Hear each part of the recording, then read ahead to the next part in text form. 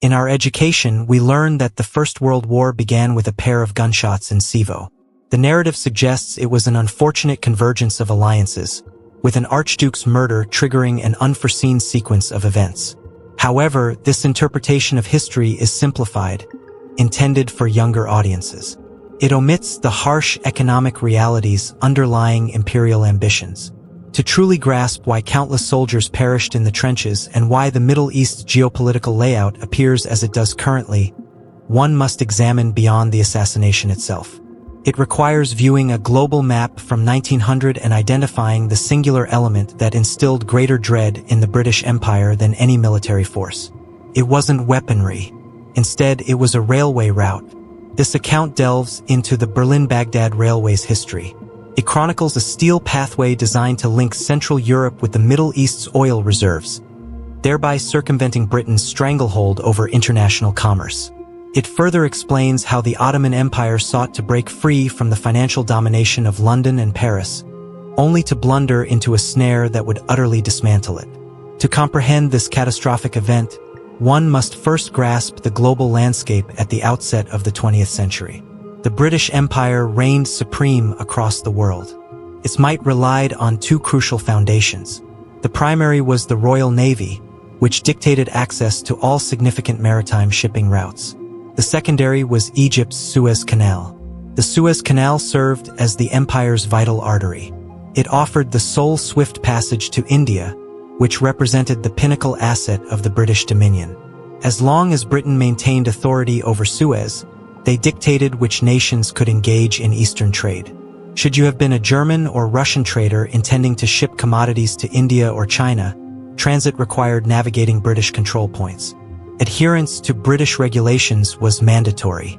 Yet, within Europe's core, a formidable new force was emerging. Germany, having united in 1871, was evolving into an industrial powerhouse. Its manufacturing output surpassed that of British facilities, and German scientific advancements garnered global admiration. Despite this, Germany faced a significant challenge. It lacked an empire. It possessed no vast colonial holdings to furnish inexpensive raw resources. Furthermore, their gravest disadvantage was the absence of a naval force capable of rivaling the British. Germany functioned as a confined behemoth in Central Europe, encircled by adversaries and isolated from international commerce by Britain's navy. Simultaneously, to its southeast stretched the Ottoman Empire. For many centuries, the Ottomans had held superpower status. However, by the close of the 19th century, it was colloquially referred to as the sick man of Europe. The empire suffered internal decay, having forfeited Balkan territories. Its military was obsolete, but its most pressing issue was indebtedness. The Ottoman administration was overwhelmed by liabilities to British and French financial institutions. By 1881, the empire had declared insolvency. In order to repay creditors, they were compelled to relinquish command over their national economy to an entity known as the Ottoman Public Debt Administration. This body comprised European financiers who directly gathered taxes from Ottoman populace. When a Turkish agriculturist sold commodities like salt, silk, or tobacco, the proceeds bypassed the Sultan. Instead, the funds were deposited into bank vaults in London or Paris. Sultan Abdul Hamid II, then ruler, found himself in a dire situation. He recognized his empire was being steadily consumed by foreign investment. He urgently required a method to modernize his nation and safeguard its frontiers, without depending on the very individuals exploiting him. He needed fundamental infrastructure.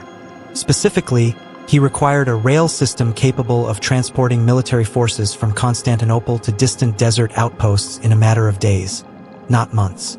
However, he understood that soliciting construction from the British or French would only provide them with a means to strengthen their dominance.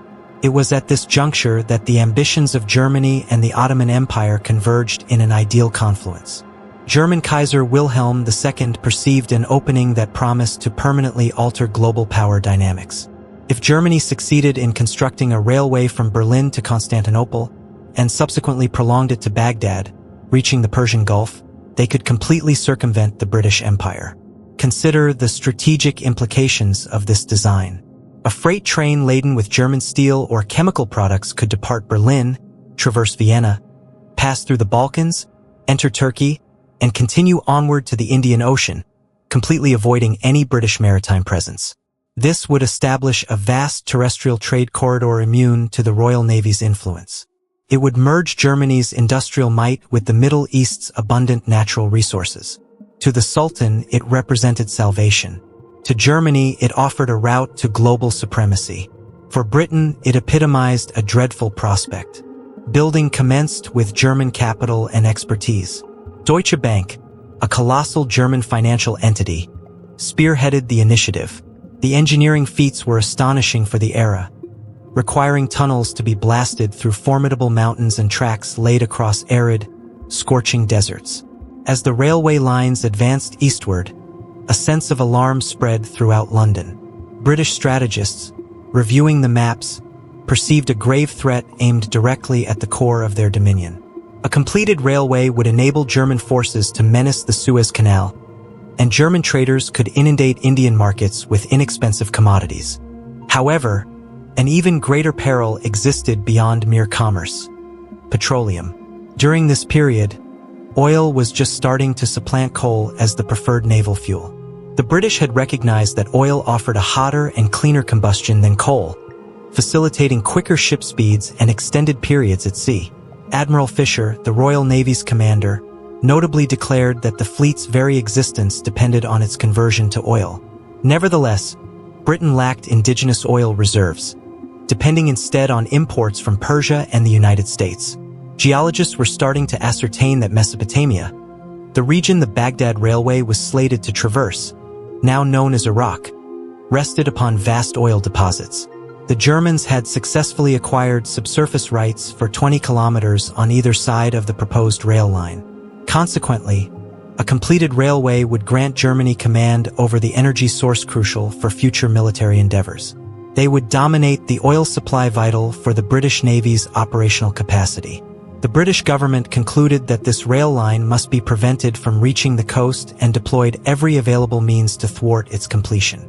Initially, diplomatic channels were pursued. They exerted pressure on Kuwait's sheikh, ruler of a minor territory located at the railway's proposed terminus, to enter a confidential pact with Britain. The sheikh consented not to lease any land to external powers without British consent. This effectively obstructed the railway's access to a Persian Gulf port, representing a strategic stalemate that rendered the project ultimately pointless. Next, they leveraged the media. British periodicals launched a propaganda offensive targeting the Ottoman Empire, denouncing them as savages and alleging German complicity in tyranny. The railway was depicted not as a commercial artery, but as an instrument of subjugation. Ultimately, they employed financial leverage through the City of London. The global financial center prohibited any British investment in the undertaking. Their aim was to deprive the railway of funds, yet the Germans persisted with construction. By 1914, the tracks had extended into the mountains of southern Turkey. The project was approaching its conclusion, and the perceived danger was materializing. Against this backdrop, the eruption of World War I must be understood. The animosities among the major powers transcended mere nationalistic pride or territorial disagreements in Europe. They centered on establishing dominance over the global economic future. The Triple Entente, comprising Britain, France, and Russia, was expressly forged to surround Germany and halt its increasing influence. Russia apprehended that the railway would fortify the Ottomans, a power they wished to dismantle. France was wary of Germany's economic supremacy, while Britain harbored concerns for India and the Suez Canal. Upon the commencement of hostilities, the British military's initial focus wasn't Berlin, but the Middle East. The Ottoman Empire's misfortune lay in its attempt to exploit the competition among European powers for its own preservation, only to find itself utterly overwhelmed. They allied with Germany in the conflict, anticipating that a German triumph would absolve their financial obligations to Britain and France. They envisioned the railway facilitating the arrival of German weaponry and provisions to aid in reclaiming territories lost in Egypt and the Caucasus. However, they underestimated the British Empire's fierce resolve. The British were engaged in conflict not merely to vanquish an army, but to safeguard a vital strategic possession. Immediately following the war's outbreak, a British expeditionary contingent was deployed to Basra in southern Iraq. While their ostensible purpose was to safeguard the Abadan oil refinery, their actual objective was a northward advance.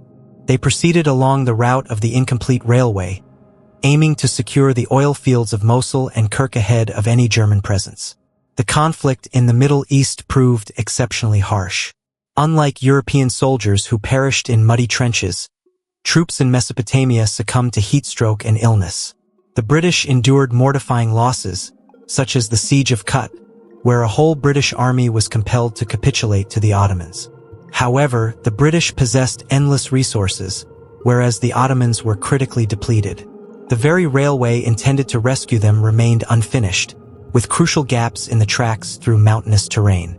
German provisions required unloading, overland transport by truck or camel across mountain passes, and then reloading onto trains. This logistical choke point severely hampered the Ottoman military campaign. Had the railway been operational 5 years sooner, the war's outcome could have been drastically different. The inability to rapidly transport forces and material enabled the British to reorganize and advance, ultimately seizing both Baghdad and Jerusalem. As the conflict persisted, British and French administrations convened covertly to determine the future of Ottoman territories. They did not delay until the war's conclusion. In 1916, two diplomats named Mark Sykes and Sykes-Picot sat down with a map and a writing instrument. They demarcated borders across the Middle East, disregarding tribal divisions, religious demographics, and natural topography. However, a careful examination of the Sykes-Picot Agreement reveals that its boundaries align nearly precisely with the intended path of the Baghdad Railway and identified petroleum reserves. Britain asserted control over southern Iraq and the Palestinian port of Haifa. France laid claim to Syria and Lebanon. They were partitioning the remnants of the empire to guarantee that no solitary power could ever again jeopardize their supremacy. The railway, envisioned to integrate the region, ultimately became the instrument of its fragmentation. The treachery was absolute. Arabs had been assured autonomy if they rebelled against Ottoman rule. T.E. Lawrence, famously Lawrence of Arabia, spearheaded these uprisings, sabotaging the very railway tracks crucial to the Ottomans. Yet, upon the war's conclusion, the Arabs did not achieve their promised liberation. Instead, they received British and French colonial administration. The Ottoman Empire was disbanded, its sultan dethroned, and the caliphate eradicated. The outstanding debts were not absolved but merely reorganized, to be borne by the newly formed states extracted from the empire. The British Empire had achieved its objectives. It had neutralized the German menace. They had secured their passage to India, and critically, they had seized the petroleum destined to fuel the 20th century. The Berlin-Baghdad Railway was fragmented, with its various segments now located within Turkey, Syria, and Iraq. It never operated as the cohesive trade artery it was intended to be, and the vision of a Silk Road of steel had vanished. The collapse of the Ottoman Empire and the incompletion of the Baghdad Railway created a power void in the Middle East that persists to this day. However, this narrative didn't conclude in 1918. Indeed, the spectral presence of that railway lingered over the region throughout the remainder of the 20th century, and it has reemerged with renewed intensity in the 21st. Following the First World War, Britain and France held dominion over the Middle East, but encountered a dilemma. They had acquired the territory and its oil, yet still needed to transport that petroleum to Europe. The Baghdad Railway, once a source of immense apprehension, was now under their control, but in disrepair. The newly established borders presented fresh impediments. A rail journey from Baghdad to Europe then necessitated traversing 3 distinct customs checkpoints, managing 3 separate currencies, and navigating 3 disparate colonial administrations. The region's economic cohesion was fractured. This fragmentation was deliberate, as the colonial powers favored a weak and subservient Middle East over a unified entity capable of opposition. During the post-war years, the British shifted their emphasis from railways to pipelines. Pipelines offered greater ease of control. They transported only oil, not people or concepts. The Iraq Petroleum Company, a conglomerate of major British, French, and American oil corporations, was established. It constructed a pipeline extending from Iraq's Kirkuk oil fields to the Mediterranean shoreline. This pipeline adhered to nearly the identical strategic rationale as the earlier railway scheme, yet this iteration channeled all profits solely westward. The inhabitants of the Middle East witnessed their resources being extracted from their land and exported, while their own infrastructure stayed rudimentary. The Ottoman Sultan's vision of modernization was supplanted by a reality centered on resource exploitation. Nevertheless, the strategic principle behind the Baghdad Railway never entirely faded. The notion of a terrestrial link bridging Europe and Asia remains too compelling to dismiss. During World War II, the railway once more gained prominence. Nazi Germany again directed its gaze eastward, with Hitler aspiring to gain access to Iraq's and the Caucasus oil reserves. German operatives were dispatched to Iraq to incite an uprising against the British, vowing to complete the Kaiser's original project. The British, once more, were compelled to invade Iraq to safeguard its oil fields and transportation arteries. It was a near-exact historical recurrence. While battle locations shifted marginally, the ultimate objective endured: command of the transit corridor. To command the world. Following the Second World War, the British Empire crumbled under the burden of its financial obligations. The United States moved to occupy the resulting power vacuum. Americans adopted Britain's preoccupation with dominating the Middle East, though employing distinct methods. Rather than overt colonial governance, they utilized coups and strategic partnerships. However, they harbored an equivalent dread of a competing power asserting control over the Eurasian landmass. Throughout the Cold War, the Soviet Union emerged as the new perceived threat. The U.S. worried that Soviet armored divisions could advance through the very mountain passes once traversed by the Baghdad Railway. Turkey became a pivotal NATO partner, not due to its democratic system, but because its geographical position represented the world's most strategic bottleneck between East and West. Advancing to the 21st century, the resemblances between the Baghdad Railway epic and our present circumstances are alarming. Currently, a newly ascendant industrial force is confronting the reigning naval empire. China now occupies Germany's historical role. The United States functions as the modern British Empire, and the Belt and Road Initiative mirrors the Baghdad Railway project. Similar to Kaiser Wilhelm, China's leadership recognizes its maritime vulnerabilities. The U.S. Navy commands the shipping routes across the Pacific and Indian Oceans. Should conflict erupt, the U.S. possesses the capacity to blockade China, thereby cutting off its energy supply and crippling its economy. Consequently, China is constructing extensive infrastructure projects throughout the Eurasian landmass. These include high-speed rail networks, pipelines, and extensive highways designed to link China with Europe and the Middle East via land routes. Observe the map of the Belt and Road Initiative. It bears striking resemblance to the Baghdad Railway's planned route, albeit on a far grander scope. Its aim is to circumvent maritime bottlenecks overseen by the American Navy, and to forge a unified economic zone spanning Asia, Europe, and the Middle East, effectively excluding the United States. And precisely like the British in the early 20th century, the Americans are now experiencing alarm. The same newspaper headlines reappear. They label Chinese undertakings as debt traps, accuse China of propping up authoritarian regimes, and attempt to prevent Chinese corporations from acquiring ports or constructing 5G infrastructure. The rhetoric has remained virtually unaltered for a century. The strategic apprehension is indistinguishable. The narrative of the Baghdad Railway illustrates that a weakening empire, perceiving a threat to its dominance from an infrastructure initiative, will react forcefully. It will employ economic coercion, disinformation campaigns, and ultimately military action to obstruct such a connection. The Middle East once more serves as the arena for this geopolitical contest. The wars in Iraq and Syria, the escalating friction in Iran, and Turkey's inherent instability all unfold precisely along the same fracture lines where railway tracks were established a century prior. This is not arbitrary. It is a direct consequence of geography. The Ottoman Empire's tragic fate can serve as a cautionary tale. The Ottomans believed they could pit European powers against one another, and that accepting German funds for national development would preserve their sovereignty. However, when a global power constructs your essential infrastructure, you are not merely acquiring materials. You are also inviting their geopolitical adversaries onto your soil. You inherently turn your territory into a strategic target. The railway, intended to deliver prosperity, instead ushered in destruction. It facilitated the movement of armies that dismantled the empire. Currently, numerous developing countries confront a dilemma akin to the Sultan's. They crave advancement, requiring bridges, rail systems, and energy facilities. China presents offers for rapid, inexpensive construction. The Western nations caution them against engaging with China.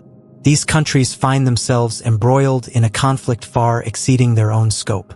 The core insight from the Baghdad Railway saga is that infrastructure is never politically neutral. A road is never simply a road. It serves as a conduit of influence. And dominant powers will resort to extreme measures rather than permit rivals to dictate global commerce. Observing contemporary news and the turmoil in the Middle East, one frequently attributes it to religious differences or deep-seated historical animosities, often framed as a clash of civilizations.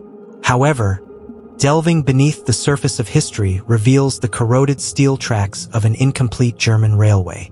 One uncovers the remnants of a failed commercial venture. You discover evidence that the Middle East's boundaries were not established to form sovereign states, but rather to thwart a railway project. Our present world, the conflicts we wage, and the fuel costs we bear are all direct consequences of the Baghdad Railway's unfinished state. The Phantom Train, though never completed, continues to sow global disruption. I'm John. You're watching the Cinematic History Tales channel. Subscribe immediately to remain informed, for when future historical accounts are composed, you'll wish to be counted among the prescient few. Empires rarely crumble in the manner anticipated. Instead, their demise often stems from what is overlooked. If these historical parallels resonate with current global events, then you already anticipate forthcoming developments. Should you believe this documentary contains inaccuracies, please specify. If you find its arguments compelling, articulate your reasons. Regardless, history is shaped by ongoing debate. I will be reviewing your comments. To witness the next imperial downfall firsthand, remember to subscribe. Only attentive observers truly grasp history's veiled truths.